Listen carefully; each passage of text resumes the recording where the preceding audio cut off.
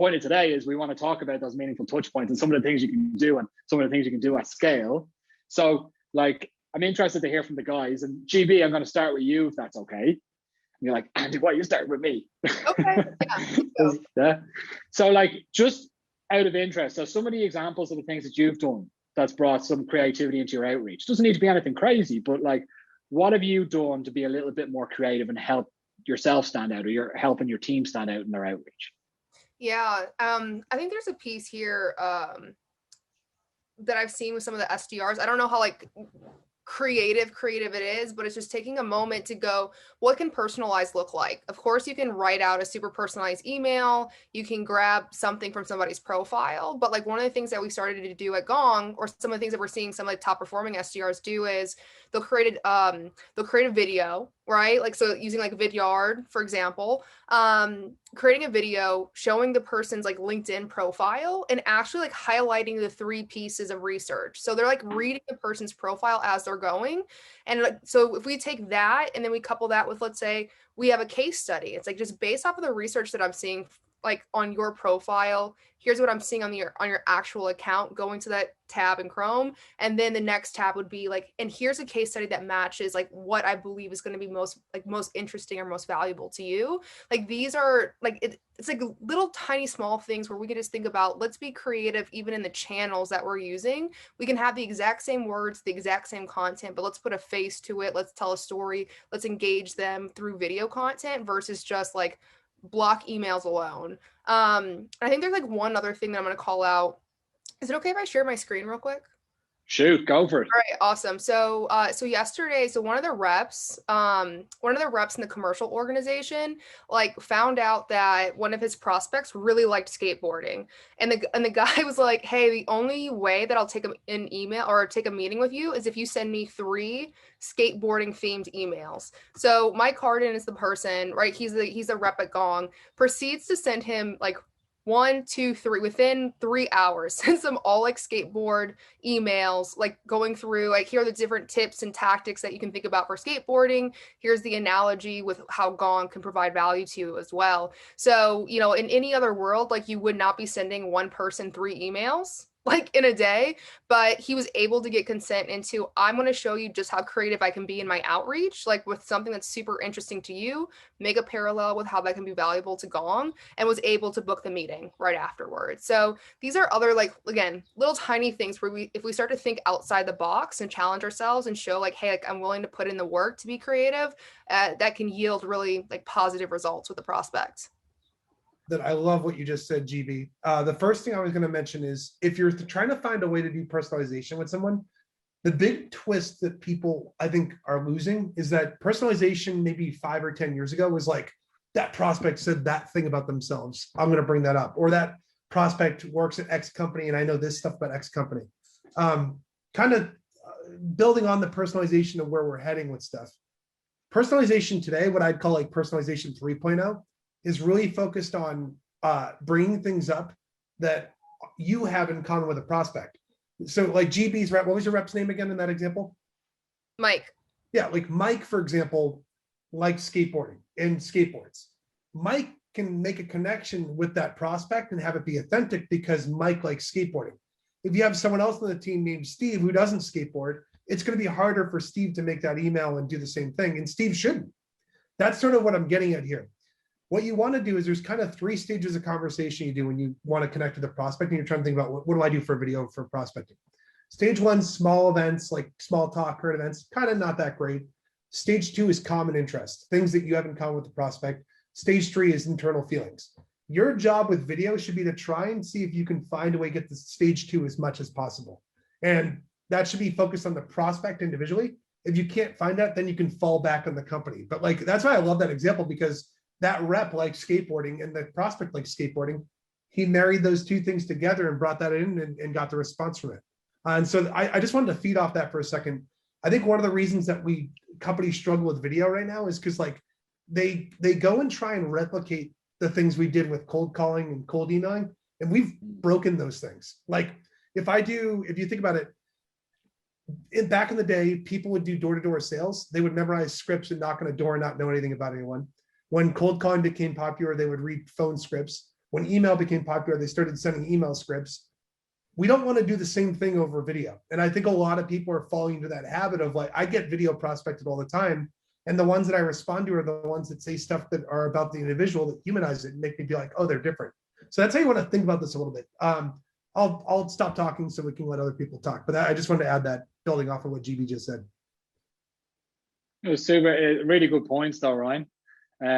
Honestly, like I can only agree with you there. I think I think a lot of companies and a lot of like SDRs follow this in that, or salespeople generally, and the companies are pushing for numbers, right?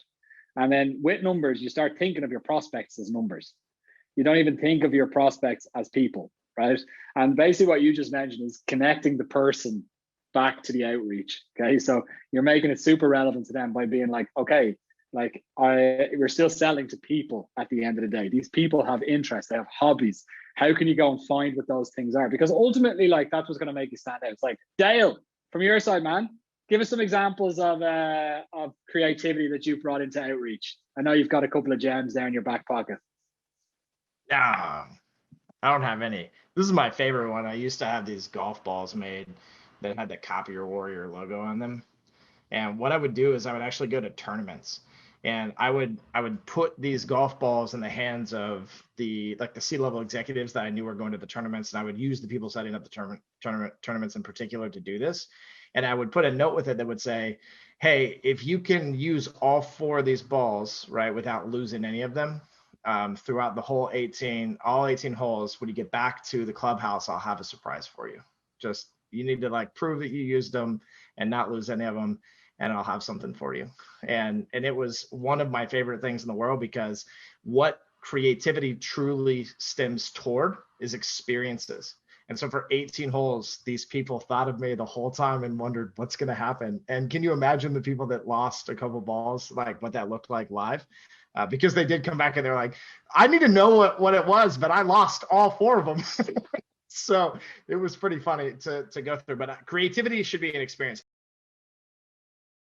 When I first got into sales, I had a mentor at the time, and he runs the trainings over at Deloitte for all of their new like business development executives. And he'll go up on stage, and what he shares is like, hey, like, what are we selling? And people will raise their hands and they'll go, we're selling services, we're selling time, we're selling resources, we're selling it, whatever, you know, like there's like these physical things. And I love, like Dale had mentioned this, like there's like the ROI, there's time, there's, you know, streamlining, whatever. And what my mentor had shared with me is like, no, like we're not selling a product, we're not selling a service, like we are responsible for delivering value. And so we have to find the ways of like what is actually valuable to that person. Like, so for me, the outreach that I'll do over like LinkedIn or over email, that might not be like the avenue where I express my full creativity, but over the phone, 100%. That's when I can use tonality. That's when I can use pauses. That's when I can use humor. I can use laughter. Like there's so many opportunities to be creative and to stand out in that way. So if Dale is like he's a guy who's going to come in right with like with the brick, right? I was like, I'm the one who's coming, like the brick for me is like I'm talking to anyone and everyone. I'm getting to know more about that specific individual, about like what they care about most, how they connect with other people at their organization, right? And so if I can start to essentially like conceptualize this like net of like how does this organization work and who are all the people within that, then I can have like that much better conversations and be able to actually extract a lot more about or identify what is going to be valuable given the fact that I'm intimately familiar with this organization and the people within there. Yeah, and I think you just raised a very important point there, GB. Like everybody's different in terms of their approach and how they think, and different personality types and so on. So yourself and Dale are very different people. Dale's very high energy, very like let's go. Whereas you're more the calm and you know, let's look into this a little bit more and so on. It's just your demeanor, you know, 2 very different people. But at the same time, you both offer a level of creativity which is different, you know, different levels of creativity or a different type of creativity, but it's still creativity nonetheless, right? One thing I think that will help a lot of people if you're trying to figure out what's my voice over video, what's my voice over call, what's my voice over email, what's my voice as a brand when I'm putting stuff out there. Obviously, you want to be an authentic version of yourself, but you also want to stand out and be different. And if you're trying to find ways to stand out and be different, one of the techniques that I talk about a lot, and you'll see companies talk about this too, is doing brand archetyping. And Dale's actually literally the poster boy of this. You're literally doing this, Dale. It makes me sick. But like, there's this thing called brand archetyping that brands do. And what it does is it basically uses psychological patterns that we understand in our brain to categorize people. And for example, Dale is the sales rebellion. What type of brand do you think Dale is? Dale is a rebel brand. If you're trying to figure out what kind of voice, I'm referencing this blog just because I want to get the image up for you guys. But let me get the image in full screen. I didn't have it prepped or prepared because I'm totally professional. But there's 12 different brand archetypes that you can pick when you're making video, when you're doing email. The best people in the world pick one archetype and stick to it. And none of them are wrong. You're all 12 of these things. At some points in my life, I'm the explorer. I'm trying experiments. I'm the caregiver. I'm taking care of my dogs. Like I'm the sage. I'm trying to give you wise wisdom and stuff. But the real thing that you want to do is the personality and the person that you are over a prospecting video or whatever idea you're doing. If you pick an archetype like this, I'll share a blog post for this, but if you pick an archetype, it becomes easier for you to have a railroad that you can stay on for what do you want to do in a video and how do you want to be. Like, I'll give you an example. If I'm Dale and I make a video and I'm super serious in the video, and then I do another video and I'm really silly in the other video, and people are just getting their first impression of me, then they see me again in a second email or third email. If the voice isn't consistent, you actually make people uncomfortable.